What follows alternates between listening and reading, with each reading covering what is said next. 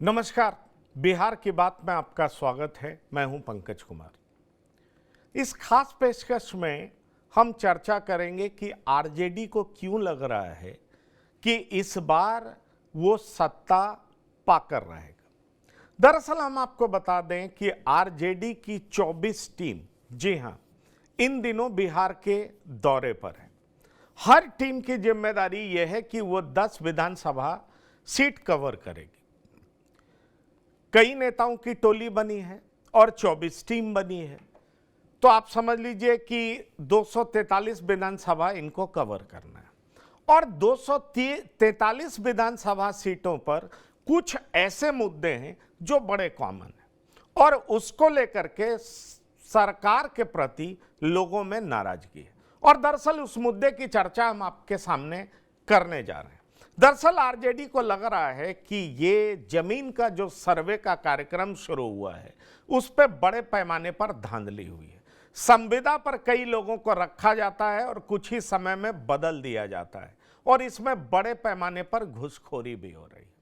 दूसरी बड़ी बात हम आपको बताना चाहेंगे कि आरजेडी को यह भी लग रहा है कि ये दाखिल खारिज में भी बड़ी लोगों को दिक्कत का सामना करना पड़ रहा है, इसलिए गांव में लोग अक्रॉस द कास्ट लाइन सरकार से परेशान है। और तीसरी बड़ी बात जो लोगों के दिमाग में आ रही है वो ये है कि थानों में एफआईआर दर्ज होने में बड़ी दिक्कत होती है। और भी कई सारे मुद्दे हैं जो हम आपके सामने रखने जा रहे हैं, लेकिन इन मुद्दों को लेकर के ये जो 24 टीम है उनके बीच ये कॉमन रूप से पाया गया है कि ये मुद्दे बड़े हावी हैं, लोगों में बहुत गुस्सा है और इन मुद्दों ने जातीय गणित, जातीय समीकरण को बिल्कुल बिगाड़ दिया है, क्योंकि हर जाति के लोग परेशान हैं। और इसलिए आरजेडी को लग रहा है कि उनका जो प्रयास है ए टू जेड की पार्टी बनाने का, वो इस बार कामयाब होने जा रहा है। क्या वाकई ऐसा होगा? क्या सवाल ये उठता है कि 20 साल से जो नीतीश कुमार लगातार सरकार में है उनको लेकर के क्या एंटी इनकम्बेंसी इस तरीके से चरम पर है?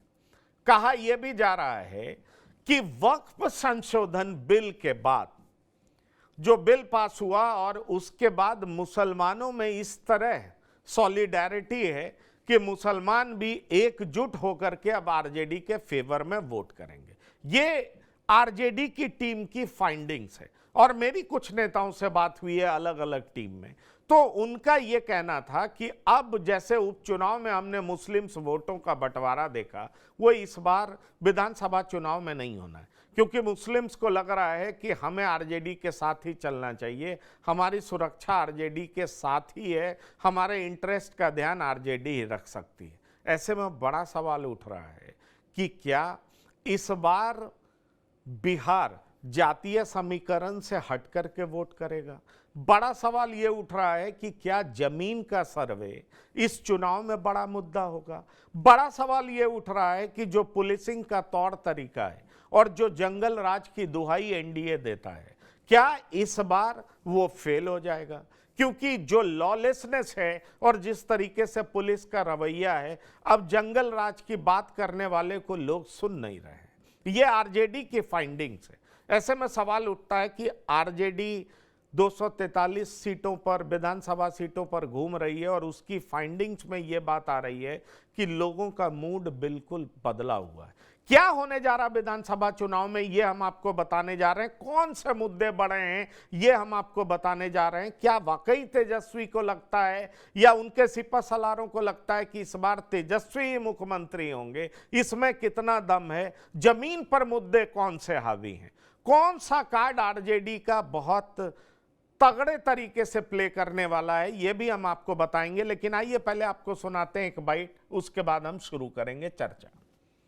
हमको सरकार नहीं बनाना है, हमको बिहार को बनाने का काम करना है।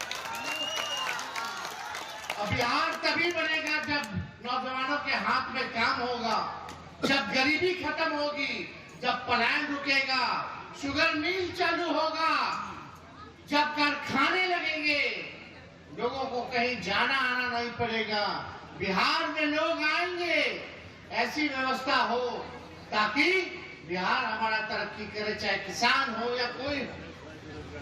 अब किसान लोग होंगे कि एक ही खेत में एक ही ब्रांड का बीज 20 साल तक रोपिएगा तो जमीन भी खराब हो जाएगा, फसल भी नहीं आएगी।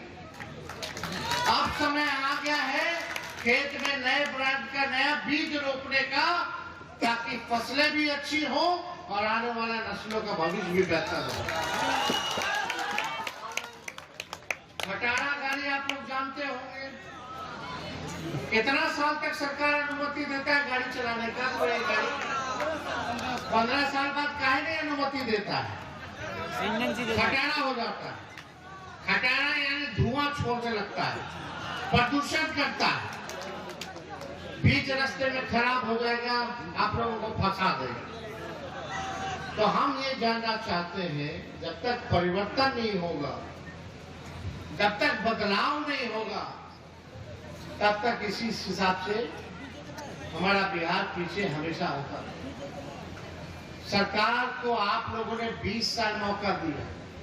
20 साल में बिहार सबसे गरीब, सबसे ज्यादा बेरोजगारी, सबसे ज्यादा महंगाई, सबसे ज्यादा पलायन, किसान मारा मारा फिर रहा है, नौजवान मारा मारा फिर रहा है। पटना चले गए अपने अधिकार के लिए लड़िए तो लाठी खाना पड़ रहा है। ना महिला देख रहा है, ना नौजवान देख रहा, ना बूढ़ा देख रहा, जो अपने अधिकार के लिए जा रहा लाठी और कपाट फोड़वा करके आ रहा। ये लाठी डंडे वाली सरकार नहीं चाहिए। हमें जनता की सरकार चाहिए, गरीबों की सरकार चाहिए, जो गरीब जनता के लिए काम करे। और हम लोग नौजवान हैं, हम लोगों के पास विजन है, हम लोगों के पास रोड मैप है कि बिहार को कैसे आगे ले जाए। तो आपने सुना खटारा गाड़ी। खटारा गाड़ी कब हो जाती है? जब 15 साल की सीमा पार कर जाती है। 15 साल की सीमा कौन पार कर गए हैं? नीतीश कुमार। अब नीतीश कुमार के गवर्नेंस से क्या हो रहा है? खराबी हो रही है। क्या हो रहा है? तो प्रदूषण हो रहा है, समाज में भय व्याप्त हो रहा है, लाठी डंडे की सरकार है, गरीबों की सुनी नहीं जा रही है, लोगों में गुस्सा है। इसलिए 15 साल में गाड़ी बदल देते हो तो 20 साल में सरकार क्यों नहीं बदल रहे हो? और सरकार बदलोगे तो आपकी सरकार होगी। और हमें सरकार नहीं बदलना है, बिहार बदलना है, ये कह रहे हैं तेजस्वी यादव। कितना दम है इस बात पर? क्या तेजस्वी को इस बार लोग वोट दे देंगे? क्योंकि एनडीए फिर जंगल राज की याद दिलाएगी। सवाल ये उठता है। और खटारा गाड़ी को लोग नापसंद कर देंगे क्योंकि 20 साल का टेन्योर पूरा कर चुके हैं। अब वो कठपुतली बन गए, अब उनके हाथ में कुछ नहीं है। तरह तरह की बात कही जा रही। मेरे साथ जो मेहमान जुड़ रहे हैं उनसे आपका परिचय करा दें। मेरे साथ पीयूष पंत जी जुड़े हैं, वरिष्ठ पत्रकार हैं, आपका बहुत स्वागत है सर। हमारे साथ श्याम किशोर चौबे जी जुड़े हैं, वरिष्ठ पत्रकार हैं, आपका भी बहुत स्वागत है। और साथ ही साथ राजनीतिक विश्लेषक राम बंधु वत्स जी भी हैं, सेफोलॉजिस्ट भी हैं, बिहार घूमते रहते हैं, नब्ज टटोलते हैं।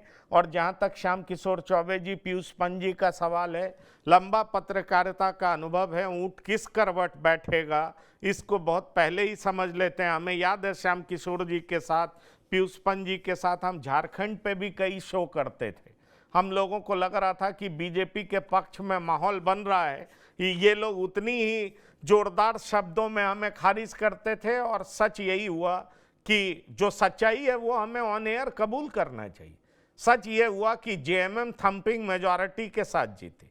सवाल ये उठता है, राम बंधु वत्स जी, मैं पहले आपके पास आना चाहूँगा, आप बिहार घूम भी रहे हैं, ये बताइए हवा का रुख क्या बदल गया है? जातीय समीकरण में तो एनडीए मजबूत दिखाई पड़ता है, लेकिन आरजेडी के लोग कह रहे हैं कि नहीं, अब हम कामयाब हो गए हैं, ए टू जेड की पार्टी बन गई है। लोगों में जमीन को लेके बहुत गुस्सा है। और जिस तरीके से सर्वे हुआ है, काफी धांधली हुई है, लोग बहुत गुस्से में हैं और हर जाति में लोग गुस्से में हैं। क्या वाकई जो सरकार है वो खटारा हो चुकी है और आम आदमी की सुनी नहीं जा रही है? जी देखिए, कानून व्यवस्था के मसले में सरकार के खिलाफ एंटी इनकम्बेंसी है।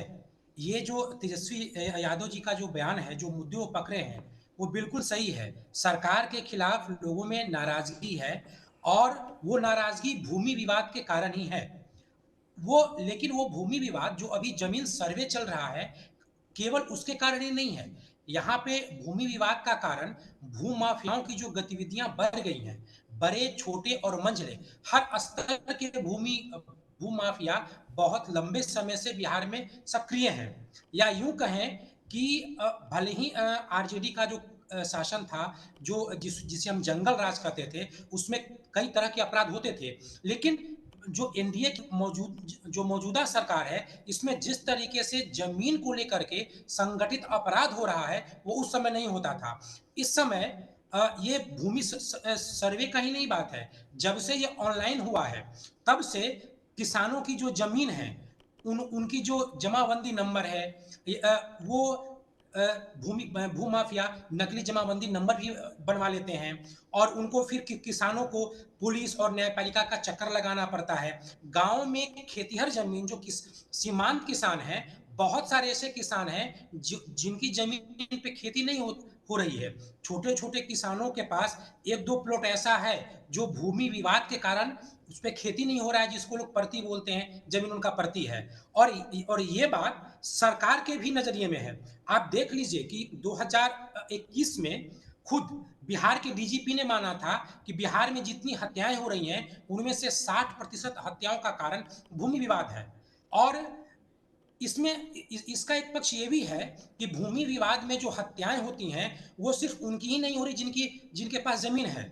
उन जातियों के पास, ख़ासकर जो अति पिछड़ी जातियाँ हैं, जो दलित जातियाँ हैं, जो जो भूमिहीन हैं, उनका भी इस विवाद में हत्या के शिकार हो रहे हैं।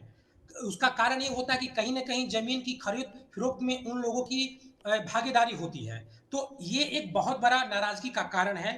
ऊपर से जो ज़मीन का सर्वे आया, जिसमें किसानों को ही खुद अपना डॉक्यूमेंट्स प्रस्तुत करने को कहा गया है और सरकार उनका कोई हेल्प नहीं करती है। तो ऐसे में जो भूमाफिया हैं, जो दबंग हैं, उनके लिए एक स्पेस बनता है। तो निश्चित तौर पे ज़मीन का जो मसला, ज़मीन सर्वे और भूमि विवाद यानी भूमाफियाओं की गतिविधि, ये एक ऐसा मसला है जिसके कारण बिहार सरकार के खिलाफ एंटी इनकम्बेंसी है और ये सभी जातियों में है। चूँकि 90 के दशक तक तो ज़्यादातर जो ज़मीन थे, वो सवर्ण या ओबीसी के जो समृद्ध या जो ताकतवर प्रभुशाली जाति हैं, उनके पास हुआ करता था। लेकिन पिछले 10-15 सालों में जो ये तस्वीर बदली है। बहुत सारी ऐसी ज़मीन है जो कि अति पिछड़ी जातियों के पास भी गई हैं, तो उनके साथ-साथ विवाद भी उनके पास चला गया है। तो ये एक बहुत बड़ा मसला है। लेकिन इसके साथ जुड़ा पहलू यह है कि जो आरजेडी हैं, कानून व्यवस्था को लेकर के जो एंटी इनकम्बेंसी बनती है, उसका वोटों में फ़ायदा आरजेडी को नहीं हो पाता है और इसका कारण सिर्फ़ आरजेडी का जो हिस्ट्री है जंगल राज का, वही नहीं है, उनका प्रेज़ेंट भी है। आप देखिएगा कि जो लालू परिवार जो लालू परिवार के समय में जितने भी दबंग थे, उनमें जिनकी उपेक्षा स्वयं लालू परिवार ने की, आज तो वो कहीं न कहीं हाशिए पे गए हैं। लेकिन जो 90 के दशक में वो दबंग जो आज भी लालू परिवार के करीब हैं, कहीं न कहीं उनकी लगभग चलती ही है। तो जो ग्रामीण स्तर पे जो भूमि विवाद होता है, उसमें एनडीए के विधायकों के साथ-साथ महागठबंधन खासकर आरजेडी के विधायकों की भी चलती है। तो ज़मीनी स्तर पे लोग आरजेडी के विधायकों के प्रति भी आक्रोशित रहते हैं।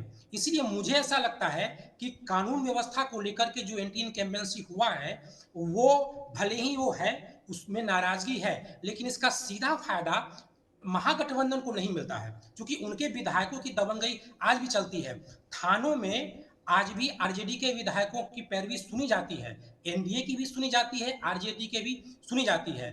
टेंडर में भी जो आरजेडी के जो लालू परिवार के जो करीबी जो दबंग लोग हैं, उनका टेंडर में भी चलता है, थानों में भी चलता है और उन लोगों के पास भूमाफियाओं को संरक्षण भी देते हैं। तो कहीं न कहीं जो जो न लोगों में नाराज़गी है, वो एनडीए के साथ-साथ आरजेडी को लेकर के भी है।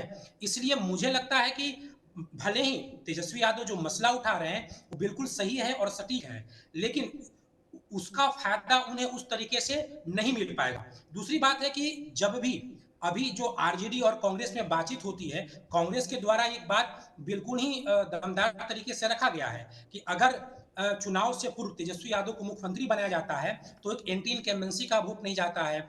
एक जो समाज में जो दलित जातियाँ आती, पिछड़ी जातियाँ हैं, उनको लगता है कि तेजस्वी के सीएम बनने का मतलब जो उनकी जो यादव जाति है, उसका प्रभुत्व बढ़ जाना, इसके कारण भी अति पिछड़ी जाति और दलित जातियों का वोट महागठबंधन में नहीं जाता है।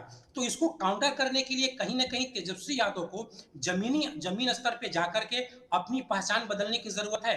वो अगर हर विधानसभा जाएँ और बहुत ही मेहनत करके ज़मीनी स्तर पे जा कर के अगर पीड़ित को ये ब्रीफ़ करने में सफल हो गए कि जो नई सरकार आएगी, जो सरकार लालू नहीं तेजस्वी के नेतृत्व वाली सरकार रहेगी, उसमें हम इस तरह के जो अपराध हैं, उस पे लगाम लगाएँगे। हालाँकि ये उनके लिए एक टफ टास्क है, लेकिन अगर वो कामयाब होते हैं, तभी जाके उनको एंटी इनकम्बेंसी से जो वोट पैदा हो रहा है सरकार के खिलाफ, वो उनको मिल पाएगा। लेकिन ये बिल्कुल सच बात है कि आज बिहार में सबसे अधिक अगर लोग पीड़ित हैं, तो भूमि विवाद के कारण पीड़ित हैं और उसमें नहीं, एनडीए पर इसका उसमें इसका विधायक इसका फायदा किसको मिलता हुआ आप देख रहे हैं? आपको क्या लग रहा है? जैसे दबंग जाति इनके साथ भी हैं, तो फायदा कौन लेगा? पार्टी तो यही, गठबंधन तो यही दो है ना। क्या तीसरा जी। गठबंधन आपकी नजर में कोई दिखाई पड़ रहा है जो इसका फायदा ले सकता है? नहीं, नहीं ऐसा कोई भी तीसरे मोर्चे का विकल्प तो सशक्त तरीके से आया नहीं है, तो इसका फ़ायदा तेजस्वी यादव नहीं ले पाते हैं या वो नहीं ले पाएँगे, मुझे ऐसा लगता है। ये कहीं आपको न लगता कहीं है घूम फिर फायदा नहीं ले पाएंगे? मुद्दा है लेकिन विकल्प नहीं है जनता के पास, ऐसा आपको लगता है श्याम किशोर चौबे जी? राजनीति में ऐसा विकल्पहीनता की स्थिति तो कभी होती नहीं है। अगर विकल्पहीनता की स्थिति होती तो राजनीति चलती ही नहीं। विकल्प है। तेजस्वी जो अब भी मुद्दा उठा रहे हैं, आपको याद होगा, आपने इस पे शो भी किया था। कुछ अर्सा पहले उन्होंने दीदी सम्मान योजना की बात करी थी, 2500 रुपए महीने देने के लिए झारखंड की तर्ज पे और 200 यूनिट बिजली फ्री। उसके बाद मनोज झा ने कहा था कि बिहार में जो अपॉइंटमेंट्स होंगे वो बिहारियों के लिए मैक्सिमम सीटें हम आरक्षित करेंगे, वो सुरक्षित करने की कोशिश करेंगे। तो अभी बिहार चुनाव में 6 महीने लगभग बाकी हैं।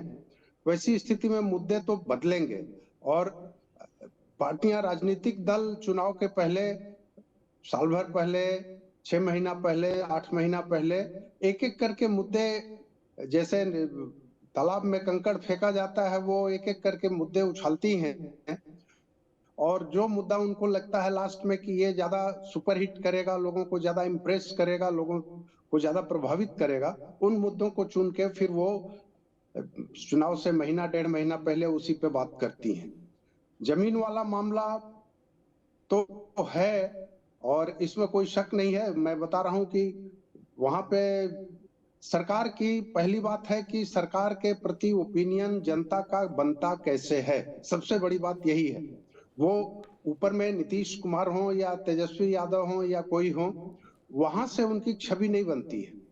छवि बनती है नीचे जमीन पे और आम आदमी का, मैक्सिमम लोगों का, मेरी समझ से 80 to 90% लोगों का सबका पड़ता है ब्लॉक से थाने से।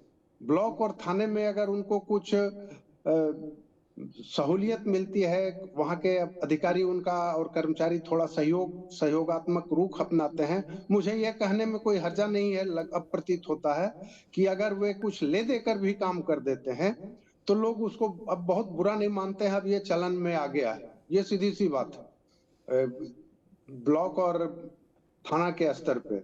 अगर इसके बावजूद परेशानी होती है तो लोग मानते हैं कि सरकार खराब है और ये परेशानियां पेश आ रही हैं। जमीन के भी मामले में, अपराध के भी मामले में ये परेशानियां पेश आ रही हैं। ये मुद्दा है, बड़ा मुद्दा है। अब सवाल है कि इसको किस हद तक ये लोग लेके आगे बढ़ पाते हैं और दूसरी बात की एनडीए जो अभी सत्ता में है वो इसको किस रूप में काउंटर कर पाता है।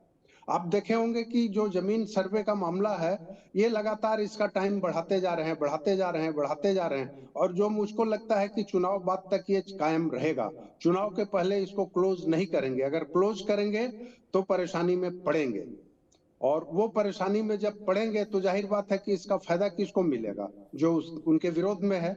अभी कहना मुश्किल है कि महागठबंधन की ही या इंडिया ब्लॉक की ही सरकार बनेगी या एनडीए की गवर्नमेंट रिपीट करेगी फिर, इसलिए कि एक चीज और है कि नीतीश कुमार अब बहुत भरोसेमंद नहीं रह गए, कोई उन पे बहुत भरोसा नहीं नहीं, करता है। वो जो बात आप श्याम किशोर चौबे जी, आप ये बात ठीक कह रहे हैं, नीतीश कुमार भरोसेमंद नहीं रह गए, पर पीयूष पंत जी ये बताइए, नीतीश कुमार का कोई विकल्प है क्या?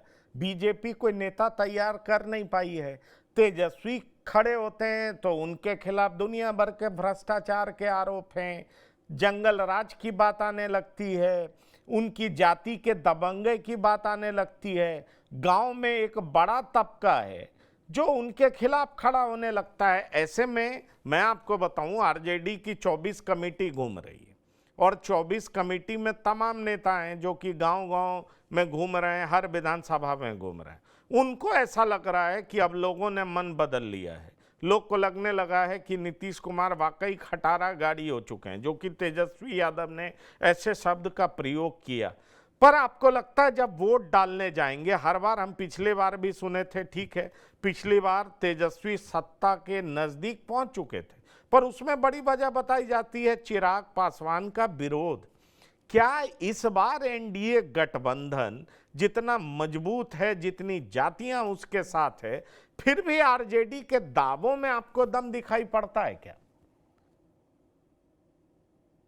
देखिए पंकज जी, दावा करना तो हर पार्टी का ये एक मुझे लगता है नैसर्गिक अधिकार है। हर भी पॉलिटिकल पार्टी बड़े बड़े दावा करती है ताकि उसको लोग जो है कि सीरियसली लें कि हाँ वाकई ये जो है उसकी जीत की तरफ ये बढ़ रही है और ये इतनी जो है ये पूरी तरह आश्वस्त है इसको लेके। एक पॉलिटिकल स्कोर जो है पॉलिटिकल पॉइंट स्कोर करने की ये कवायद होती है और इस तरह के जो है बड़े बड़े दावे किए जाते हैं। लेकिन देखिए इसमें तो कोई दो राय नहीं है कि एक परिवर्तन की ओर एक जनमानस जो बिहार का है वो ये देख रहा है कि यह बदलाव होना चाहिए, क्योंकि नीतीश कुमार ठीक है जाति जो है समीकरणों के हिसाब से और अपनी एक जो उनकी स्वच्छ जो एक छवि है उसके आधार पे वो लगातार वहाँ पे जनता के में लोकप्रियता हासिल करते रहे हैं।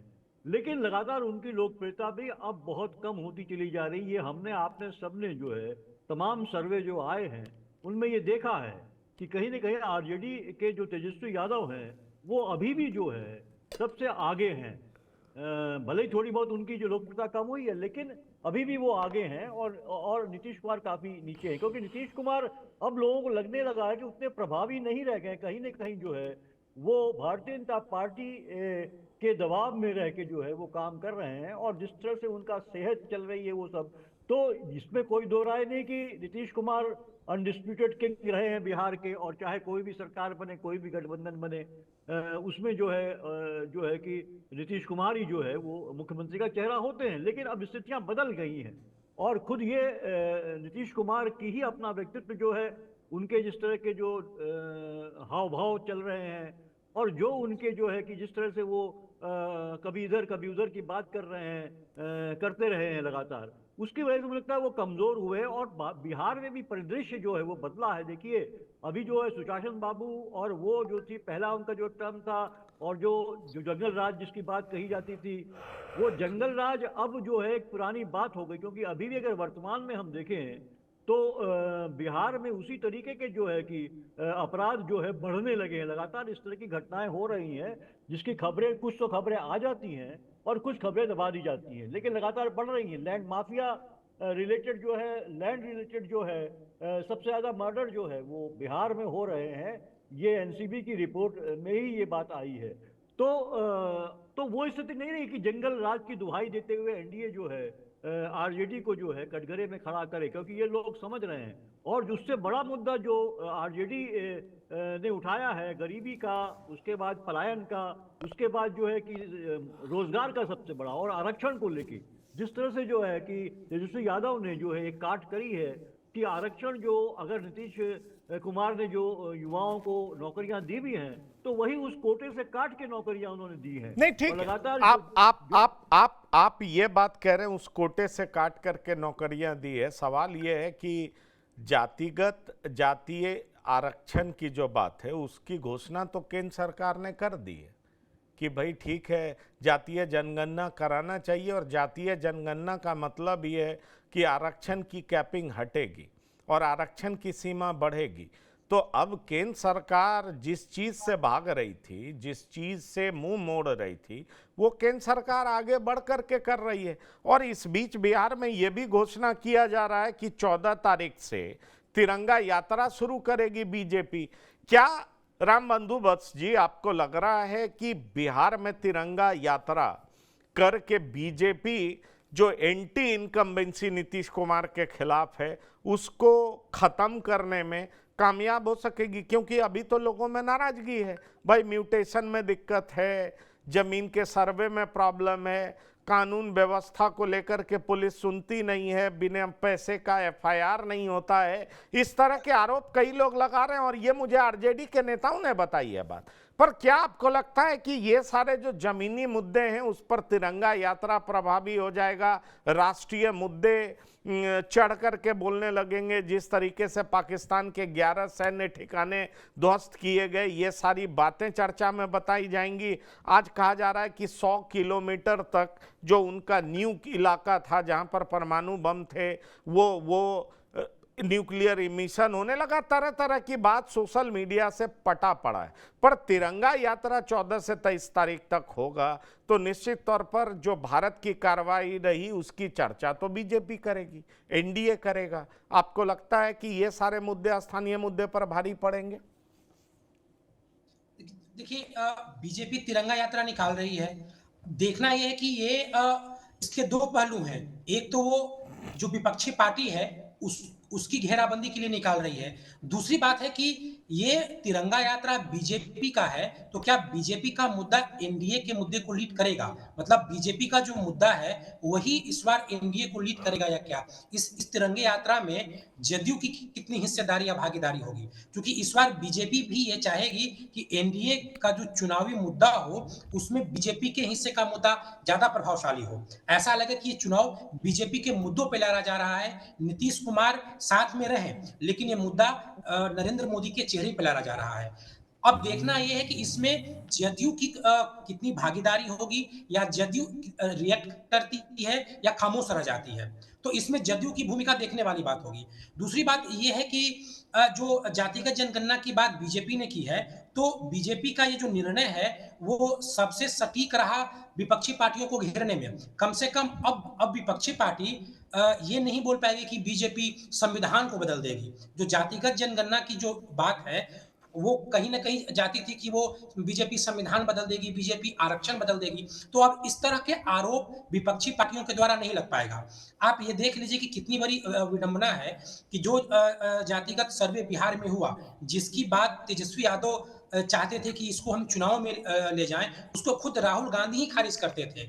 आज वही जातिगत जनगणना जब नरेंद्र मोदी ने घोषणा कर दिया, तो उस पे राहुल गांधी जो कांग्रेस का कार्यालय है वहां भी आतिशबाजी हो रही है, और जो तेजस्वी यादव आरजेडी का कार्यालय है वहां भी मिठाइयां बांटी जा रही हैं। फर्क इतना ही है कि लोग ये बोल रहे हैं कि ये मेरे दबाव में लिया गया, ये मेरे दबाव में लिया गया, लेकिन कोई इसको काउंटर नहीं कर रहा है। और यहीं पे तेजस्वी यादव की बात थी तो राहुल गांधी या कांग्रेस उसका काउंटर करते थे। तो इस मसले पे तो बीजेपी आगे निकल चुकी है। अब बीजेपी को कोई ये नहीं कहेगा कि ये संविधान बदल देंगे, ये आरक्षण बदल देंगे। तो अब बीजेपी के लिए जातिगत का जो कॉलम है पूरा हो गया है, तो हिंदुत्व का जो कॉलम है या जो राष्ट्रवाद का कॉलम है उसको करने का एक स्पेस है। तो वो निश्चित तौर पे, और अभी एक सेंटीमेंट भी कश्मीर को लेकर के या पाकिस्तान को लेकर के है, तो बीजेपी इसको निकालेगी जरूर। लेकिन हाँ, इस रंग में भंग अगर कोई डाल सकता है तो जदयू डाल सकती है। अब देखने वाली बात है कि क्या जदयू इस स्थिति में है कि इसको ये डिकोड कर पाए कि ये बीजेपी का एजेंडा है और बीजेपी अब एनडीए को लीड कर रही है, इसके जरिए ये मैसेज जाएगा। तो वो किस तरीके से इसको डिकोड कर रही है और किस तरीके से काउंटर करेगी। लेकिन ये जो तिरंगा यात्रा है वो बीजेपी के लिए एक स्पेस है और बीजेपी ये काम कर सकती है। और ये पहली बार ऐसा होगा कि बिहार चुनाव में बीजेपी राष्ट्रवाद के नाम पे चुनाव जीतने का भी प्रयास करेगी। इससे पहले तो वो जो जातिवाद था, जो जाति का समीकरण था, उसी समीकरण को सेट करने के लिए बीजेपी अपनी पूरी ताकत झोंकती थी और उसी के कारण नीतीश कुमार को हमेशा मुख्यमंत्री बनाती थी। तो ये पहला मौका है कि वो राष्ट्रवाद के मुद्दे पे वो राजनीति करना चाहेगी। और एक बात मैं और कहना चाहूँगा कि जो एंटी इनकम्बेंसी की जो नाराजगी है, इसमें आरजेडी का केवल जंगल राज का हिस्ट्री है, इसीलिए लोग आरजेडी को कानून व्यवस्था के मसले पे नापसंद करते हैं, ऐसी बात नहीं है। उनका वर्तमान भी है। 2022 में जब नीतीश कुमार एनडीए छोड़ के महागठबंधन में गए थे, तो बिहार के सभी ब्लॉकों में राजद प्रतिनिधि कार्यालय खुल गया था और उसमें उन्हीं की जो जाति के लोग बैठते थे और इससे सबसे अधिक आक्रोश अति पिछड़ी जातियों को था।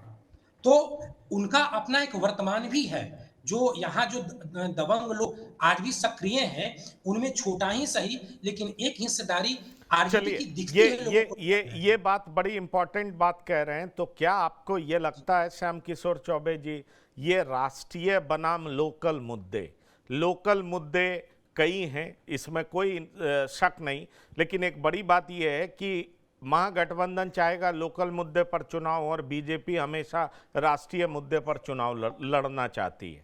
अब जब लोकल बनाम राष्ट्रीय होगा तो ये डिपेंड करेगा कि कौन अपने मंसूबे में कामयाब होता है, अपनी रणनीति में कौन कामयाब होता है।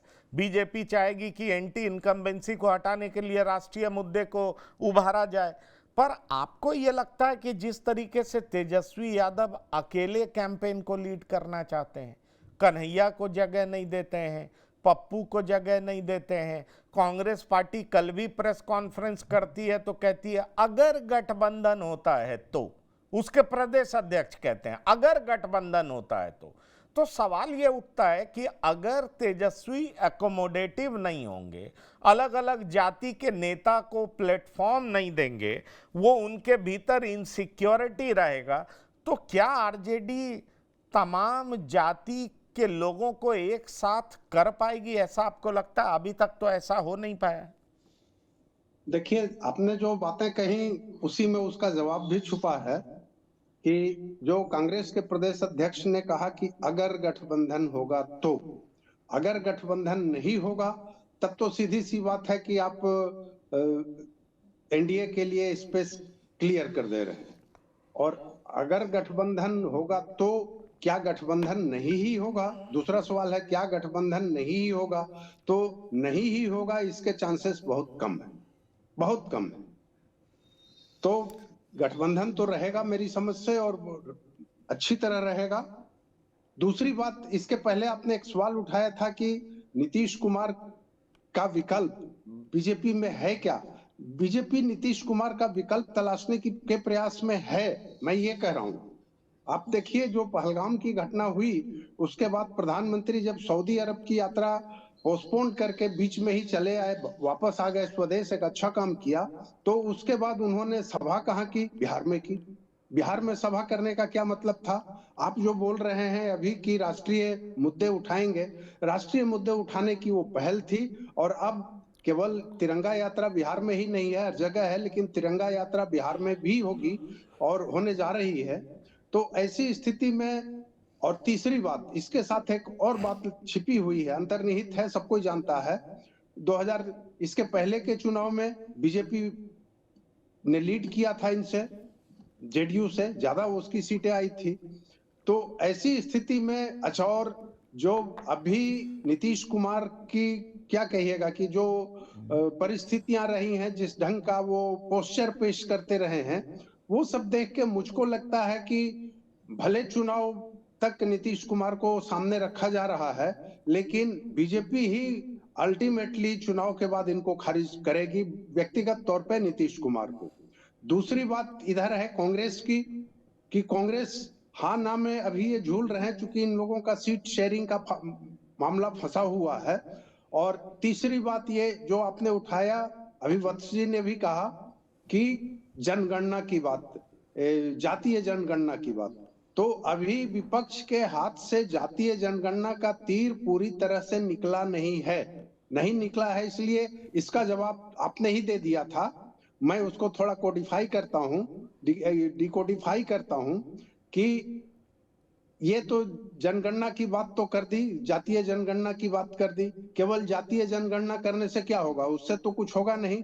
उसका असर वही होगा जो आपने कहा कि आरक्षण की कैपिंग हटाई जाए। तो अभी ये वाला तीर जो राहुल गांधी बार बार बोलते रहे हैं, और मेरे ख्याल से अब ये इस बीच जो बिहार में चुनाव को लेके राजनीतिक सरगर्मियां बढ़ रही थी, पहलगांव हादसे के चलते थोड़ा रुक गई हैं, लेकिन अब मेरे ख्याल से जल्दी ही मामला कुछ दिनों में ही आगे अब तिरंगा यात्रा के साथ इसके बाद आगे ये बात बढ़ेगी, और तब ये फिर उठाएंगे। इसमें फिर बीजेपी को या केंद्र सरकार को ये कहना पड़ेगा कि भाई हम आरक्षण की कैपिंग हटाएंगे, और जब तक वो कहते नहीं हैं तब तक तो इनके पास एक बड़ा मुद्दा है ही, इसको कैसे कोई इनकार कर सकता है। तीसरी बात, चौथी बात कि जो इधर परेशानियां हैं ब्लॉक्स में और थाने में, स्थानीय स्तर पे, तो राष्ट्रीय असेंबली का इलेक्शन राष्ट्रीय मुद्दे उसको बहुत प्रभावित नहीं कर पाते हैं। लोग वहां के अपने कैंडिडेट को देखते हैं, पार्टीज को देखते हैं और गवर्नेंस को देखते हैं। तो इन चीजों को मिला जुला के हमको लगता है कि अभी स्थिति बहुत क्लियर नहीं है कि कौन निकल ही जाएगा, और कोई भी नहीं कह सकता है कि कौन निकल जाएगा। जो सर्वे की बात उठाई पंत साहब ने, तो सर्वे तो कई बार झूठे भी निकलते हैं, लेकिन ये जो सर्वे हैं एक इंडिकेशन तो करते ही हैं कि भाई किधर जा रहा है रुख। और नीतीश कुमार के साथ बहुत प्लस पॉइंट नहीं है, केवल जातीय समीकरण और इतने दिनों का राजपाट मुझको बहुत आश्वस्त नहीं करता है कि क्या होगा। एक बदलाव की बात तो बिहार में है, जितने भी लोगों से बात होती है लोग अभी असमंजस में हैं। असमंजस में है मतलब सरकार के प्रति पूरी तरह से समर्पित या उसके प्रति पॉजिटिव नहीं है, वो निगेटिव भी सोच रहे हैं। और जब निगेटिव भी सोच रहे हैं तो इतना सोचना ही राजनीति में एक स्पेस दे जाता है और बात आगे बढ़ जाती है। नहीं, बात आगे बढ़ जाती है, पर यही तो बात है। अभी रामबंधु वत्स जी बता रहे थे कि 17 महीने के लिए तेजस्वी यादव आए तो हर ब्लॉक में एक दफ्तर खुलने लगा और आरजेडी का प्रतिनिधि, और प्रतिनिधि भी एक जाति का, उसमें बैठने लगा। ये रामबंधु वत्स कह रहे हैं, ये रामबंधु वत्स बता रहे हैं कि वहाँ की जमीनी हकीकत क्या है।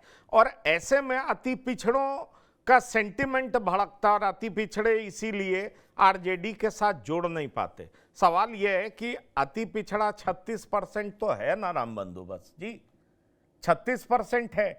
और पीयूष पंत जी भले ही वीआईपी पार्टी कहती है कि मैं अति पिछड़ों का रिप्रेजेंटेटिव हूं, अति पिछड़े समाज मेरे साथ हैं, पर क्या खुद आरजेडी उतने बड़े वोट बैंक का रिप्रेजेंटेटिव मुकेश साहनी को मानती है? मुझे तो नहीं लगता है। अगर मानती तो सीटों की संख्या बहुत ज्यादा होती। ऐसे में सवाल ये उठता है कि जो आरजेडी की टोली कह रही है, टीम कह रही है, आरजेडी का कॉन्फिडेंस बहुत बढ़ा हुआ है, वो कॉन्फिडेंस में आपको कितना दम दिखाई पड़ता है? क्या आपको लगता है कि राष्ट्रीय मुद्दे जैसे प्रधानमंत्री घूमेंगे, तिरंगा यात्रा होगा, फिर नीतीश कुमार का चेहरा होगा, नीतीश कुमार सबको लेकर चलते हैं, ये भी सब लोग जानते हैं, कम से कम लॉ एंड ऑर्डर बरकरार रहता है, गांव के स्तर पर उस तरह की दबंगई नहीं होती है, और इसका फायदा नीतीश कुमार उठाते रहे, क्योंकि नीतीश कुमार के विकल्प के तौर पर बिहार कोई दूसरा नेता देख नहीं पाता है। आपको क्या लग रहा है?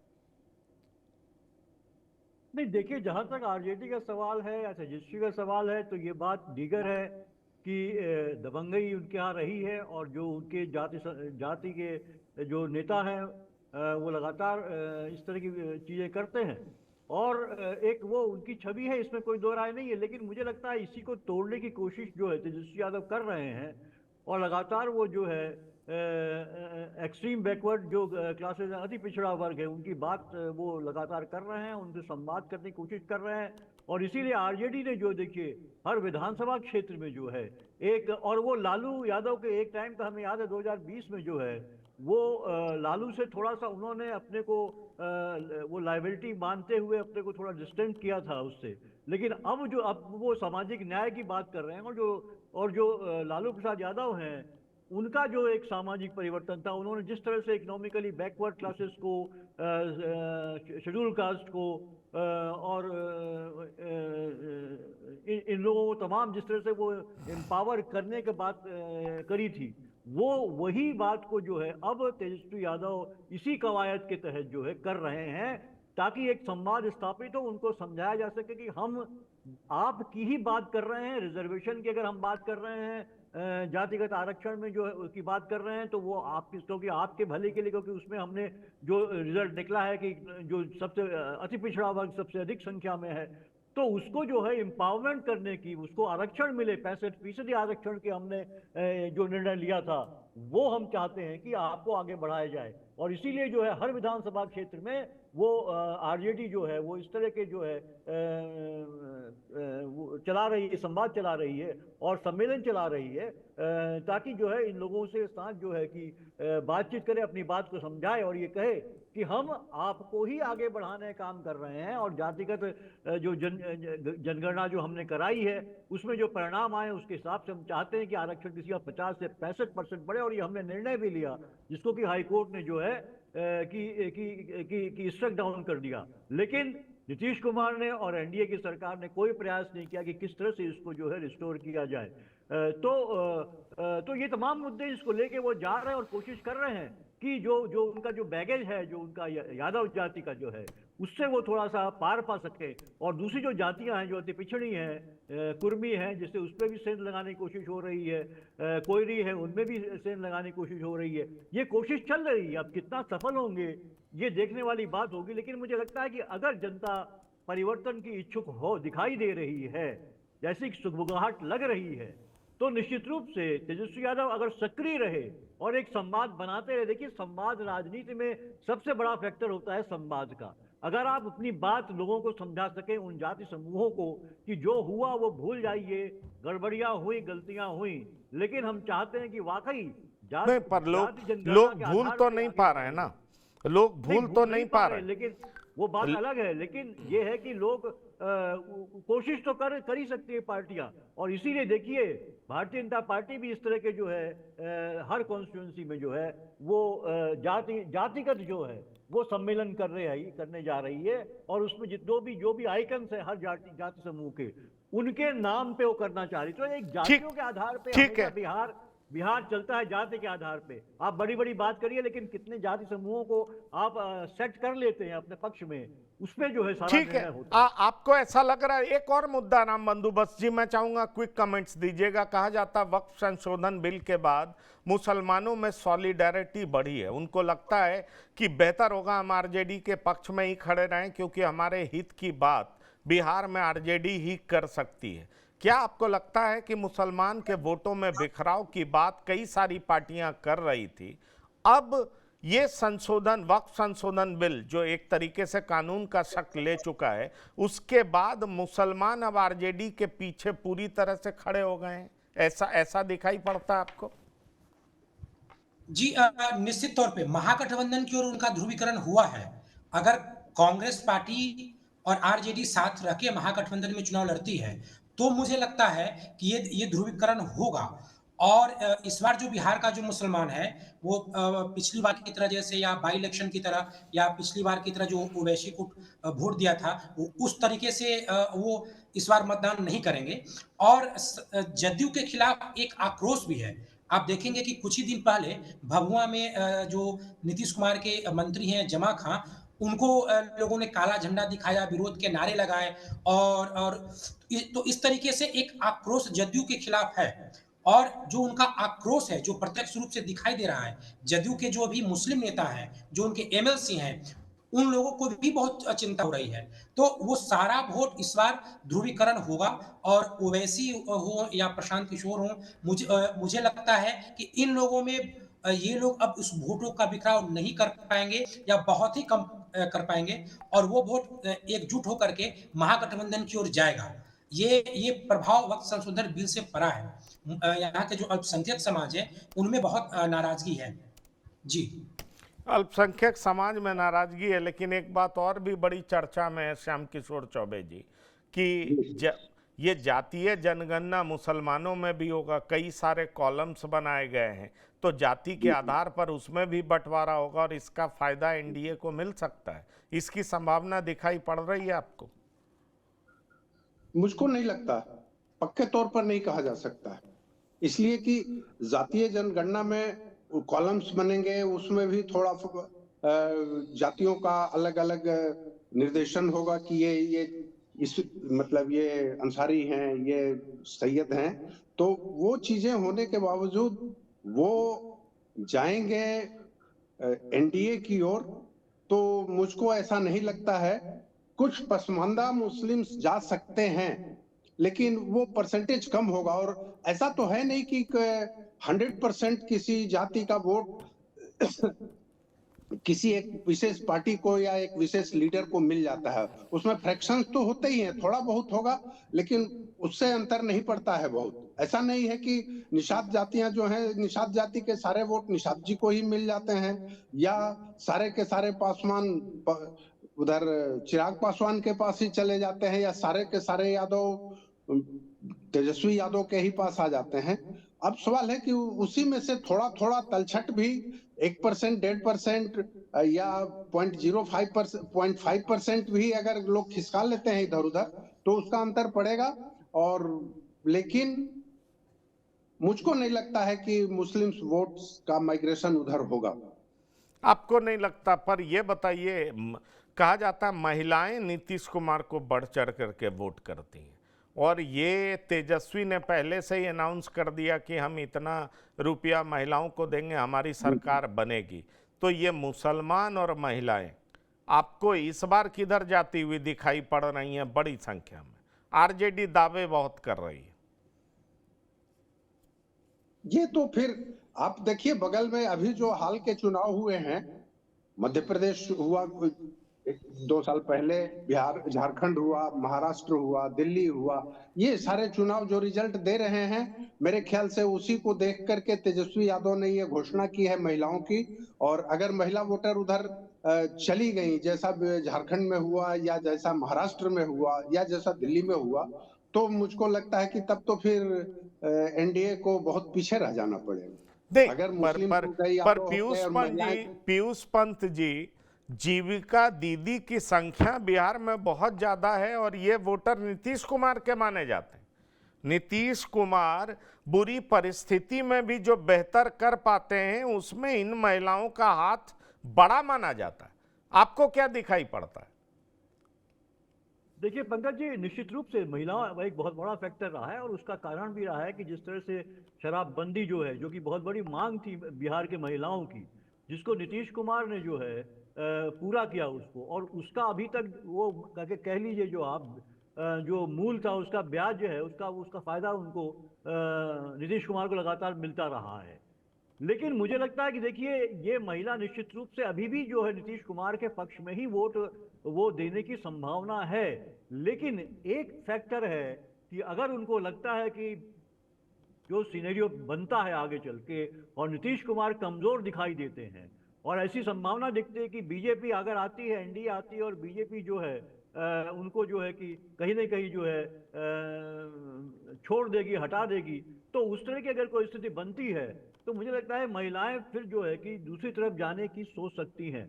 लेकिन आज की स्थिति मुझे लगता है अभी भी महिलाएं जो है नीतीश कुमार के साथ ही खड़ी हैं, क्योंकि उनके लिए सबसे बड़ा जो काम उन्होंने किया वो वही शराबबंदी को जो है को उसको लागू करके किया है। वो नीतीश कुमार की ऋणी है, क्योंकि शराब के वजह से जिस तरह से उनके परिवार में तमाम ठीक है, हिंसा होती है, आपने शराबबंदी की बात की। मैं अब क्विक सवाल करूंगा और मैं चाहूंगा 1-2 लाइन में जवाब दीजिए। अगर 3 बड़े मुद्दे मैं आपसे पूछूं राम बंधु वत्स जी, बिहार चुनाव में, तो आपको क्या दिखाई पड़ता है? देखिए, विपक्षी पार्टियों के लिए भूमि विवाद सबसे बड़ा मुद्दा है, और पलायन बहुत बड़ा मुद्दा है। और अगर आप सत्ताधारी पक्ष को देखेंगे तो उनके लिए जो जातिगत जनगणना का ऐलान है वो बहुत बड़ा मुद्दा है, और जो नीतीश कुमार जो उनका जो काम है वो बड़ा मुद्दा है, यानी जो जंगल राज से बाहर निकालने का जो उनका काम है ये बहुत बड़ा मुद्दा है। तो यही 4 मुद्दे हैं। तो नीतीश कुमार से नफरत आप देख पा रहे हैं, कुछ एंटी नीतीश हवा देख पा रहे हैं बिहार में? जी, नीतीश कुमार के खिलाफ एंटी इनकमेंसी है, बिल्कुल है। और वो एंटी इनकमेंसी का पॉइंट नीतीश कुमार ही हैं। उनके पास ही गृह मंत्रालय है। भूमि विवाद से एक साइकिल शुरू होता है। भूमि विवाद का मतलब ब्लॉक से लेकर के पुलिस पर और इसका थाना। इसका इसका फायदा आरजेडी को मिलेगा? नहीं, मुझे इसलिए संशय है कि ये जो साइकिल शुरू हुई है करप्शन का, इसमें आरजेडी की भी हिस्सेदारी है, ऐसा लोग मानते हैं। जो आरजेडी लालू परिवार के करीब जो दबंग हैं, आज भी उनकी दबंगई सर्वाइव कर रही है। ठीक। मैं थोड़ा बताऊं, दानापुर है, मनेर है, आप गया देख लीजिए, उनके दबंग विधायकों की दबंगई कहाँ कम है? बिल्कुल कम चलिए, कम नहीं है। बिल्कुल। चौबे जी, आपके हिसाब से बड़े मुद्दे क्या होंगे इस बार चुनाव में? इस बार एक तो मैं जो समझ रहा हूं कि ये जो जमीन का मामला है या पलायन का है, रोजगार का है, ये बातें तो हैं, लेकिन एक चीज जो मेरी समझ में आ रही है कि अभी कांग्रेस पूरी तरह से चुनावी रणनीति में कूदी नहीं है, और ये इन लोगों में जब समझौता हो जाता है सीट शेयरिंग का, तो ये आरक्षण की कैपिंग हटाने का मामला ये ज्यादा उठाएंगे और ये बड़ा मुद्दा होगा। और बीजेपी एनडीए को उसके पक्ष में झुकना पड़ेगा। इसलिए झुकना पड़ेगा कि ये जातीय जनगणना के रास्ते को अडॉप्ट कर चुके हैं। तो अगला कदम जो है वो सोच के, जो राहुल गांधी पहले से कहते रहे हैं, वो एक बड़ा मुद्दा होगा। पंत जी, आपकी नजरों में? देखिए पंकज जी, बिल्कुल ये तो साफ है कि विपक्ष के मुद्दे लगातार कैंपेनिंग में, चाहे कांग्रेस हो, आरजेडी हो, एक तो जो है कि रोजगार का मुद्दा है वो बना रहेगा, और वो एक ज्वलंत मुद्दा है बिहार में। और वो पलायन भी उससे जोड़ दीजिए, लेकिन रोजगार का, और जो क्लेम करते हैं कि तेजस्वी यादव की हमने इतनी नौकरियां दी थी, 10 लाख की उन्होंने वादा भी किया था, और जो जिस तरह वो कहते हैं कि जो है कि डाइवर्ट कर दिया गया नीतीश कुमार द्वारा, जो आरक्षित पद थे उनको लेके बना दिया। तो ठीक है, ये मुद्दा बना रहेगा। दूसरा बिल्कुल। जाति जनगणना का ये भी रहेगा, जैसा कि अभी कहा जा रहा है कि आरक्षण सबसे बड़ा मुद्दा होगा, चलिए, क्योंकि एनडीए ने, बीजेपी चलिए, सवाल वही है कि क्या इन सब मुद्दों पर तिरंगा यात्रा भारी पड़ेगा? लोकल इश्यूज पे क्या राष्ट्रीय मुद्दे भारी पड़ेंगे?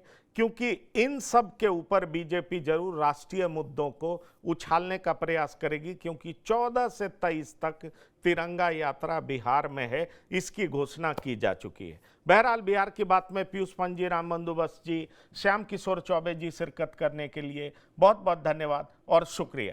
तो बिहार की बात में इतना ही। ताजा तरीन खबरों के लिए आप लगातार देखते रहिए TV9। धन्यवाद, नमस्कार।